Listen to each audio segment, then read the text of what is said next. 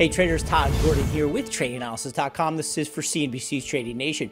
Traders, let's take a look at the move that's happening in the U.S. yields. Bonds are pressing lower and yields are in a pretty constructive pattern here in the back of the tax cuts that indicates economic growth and expansion should continue. So if we look at the trend of the yield market from the 2000, really it goes all the way back to 2007 to 8, we have contended with resistance right around the 2.5 level. We've broken it as resistance, and when that happens in the world of technicals, it flips the script and goes from resistance into support. So support looks to be holding now. Yields might continue on up, and we are going to try to target this old high just over the 3% mark, specifically 3.04% on that 10-year yield. So what does that mean for specific sectors if yields are going to continue higher as bonds press lower?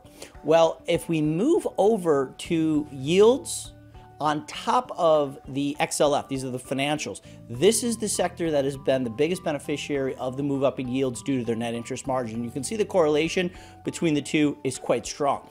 As a side note, what we're seeing is a rotation out of economically sensitive sectors like financials, industrials, transports, and energy, and we're seeing a rotation out of technology that is more sensitive to growth outlooks, higher beta, when markets are looking to put on something that will grow quite rapidly in the future, not so much tied to the economy, but just due to its own internal fundamentals of the company.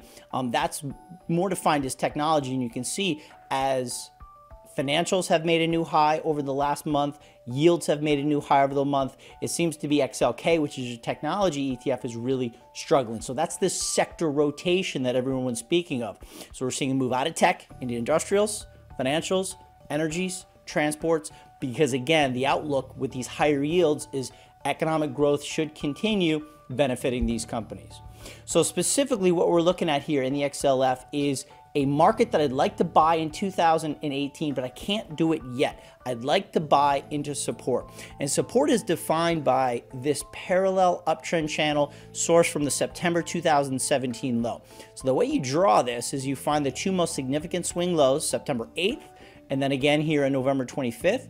You make a parallel line, project it up, and you just cap the upper swing points, and that's going to give you an upside resistance. So what we see in this chart is we are kind of scraping along the top end of resistance here. So what I'd like to do, setting up the trade into 2018, is I would like to buy any kind of weakness in the event that we do get a sell-off on the back of a potential buy the rumor, sell the fact with these tax cuts.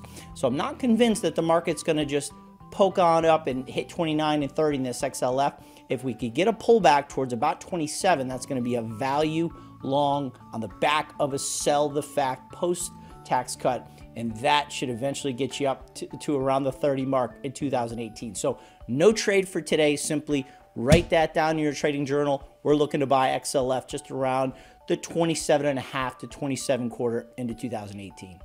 For CNBC's Trading Nation, I'm Todd Gordon. Hope that little piece of analysis helps. Be sure to follow the rest of our analysts and traders on Twitter at Trading Nation for updates to all the markets they're trading.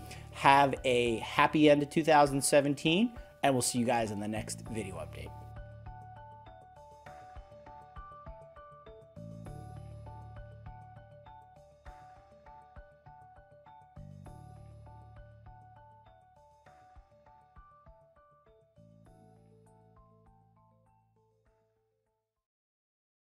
Hey there, thanks for checking out CNBC on YouTube. Be sure to subscribe to stay up to date on all of the day's biggest stories. You can also click on any of the videos around me to watch the latest from CNBC. Thanks for watching.